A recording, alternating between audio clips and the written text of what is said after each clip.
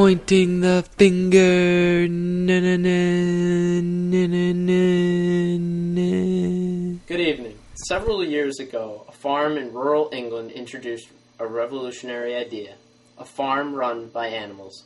The democratic principles of animalism taught these unique animals that communal government would serve them best. Through coercion and determination, a pig by the name of Napoleon emerged as a self-appointed leader. We sat down with Napoleon in an exclusive interview. Tonight, Pointing the Finger uncovers the compelling story of the Manor Farm. First of all, where did the idea for a farm run by animals come from? We pigs had always known that humans governing animals was unnatural. Old Major was the first among us to enlighten the other animals through a song called Beasts of England. Naturally, the idea of self-government appealed to most of the animals, correct? Yes, all the animals embraced it immediately. After the death of Old Major, your revolution took place unexpectedly quickly. Once it had been won, what were some of the objectives of the new animal farm? The other animals imagined they were working towards the objective described in Beast of England. You say that's what the other animals believed. Does that mean you had other plans? Yes, even during Old Major's speech, I knew that what he imagined for our future was inconsistent with reality.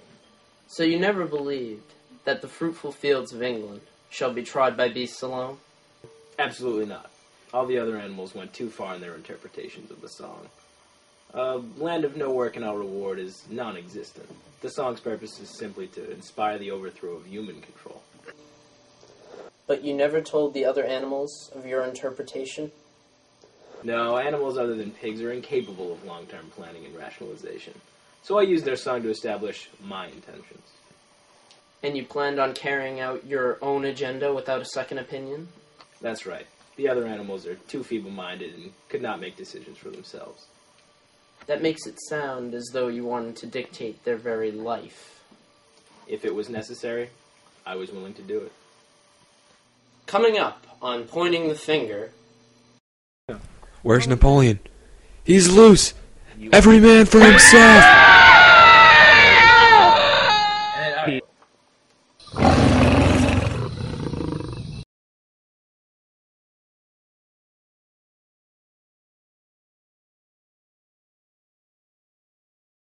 In case you are just joining us, Napoleon of the Manor Farm has sat down with us to discuss his role amongst the revolutionary animals. But first, earlier in the program, we sat down with one of the other animals of the Manor Farm, Benjamin the donkey, who wishes to remain anonymous. Thank you for joining us. Sure. Napoleon's not here, right? Good. What was Napoleon like as a leader of the animals? It's all about authority, man. I just played it cool. Didn't care and hoped they'd leave me alone. I should never agree to this, man. Napoleon's always watching. Did you ever suspect that Napoleon was working a hidden agenda? From day one, man. Always changing commandments. I knew he was up to something. Why didn't you do anything about it? Wasn't there someone who could help? Nobody. He had the whole place brainwashed pretty good. Him and that pet squealer. The other farmers? No way, man. They'd lock me out Mr. Jones style. Hey, Benjamin! What did I tell you about filmed interviews? Please, no. I thought it was... Never disrespect my authority! Who is numero uno? ¿Cómo se llama? You are.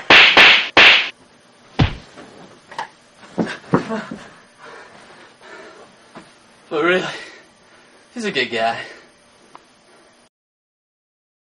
During your time on Animal Farm, you credited a large number of problems to a pig by the name of Snowball, including the destruction of a windmill, mixing weed seeds with crop seeds, and conspiring against the rebellion. Did you really believe all of these issues were the cause of one pig? No, in fact, I was pretty certain that Snowball would never return to the Manor Farm. Was the killing necessary? What was the harm in different ideas? You're missing the point. Yes, it was necessary to kill dissenters. I alone was able to manage these animals. Giving them a right to choose or disagree would destroy all that I had worked toward. How would you respond if someone told you that the Manor Farm of today is no different than one owned by Mr. Jones? They would be wrong. Efficiency is increased by 15%, and morale is higher than ever.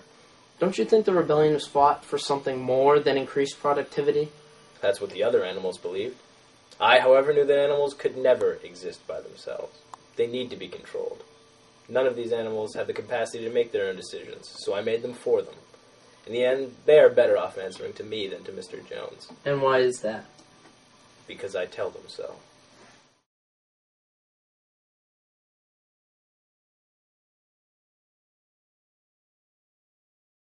Thank you for joining us. All the pleasures.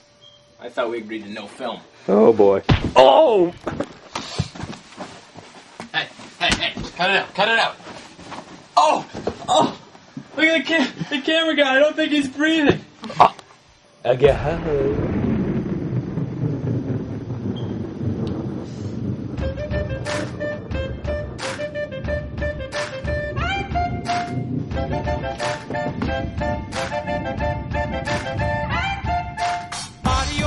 Make a big noise playing in the street, gonna be a big man someday. You got mud on your face, you big disgrace, kicking your can all over the place, singing wee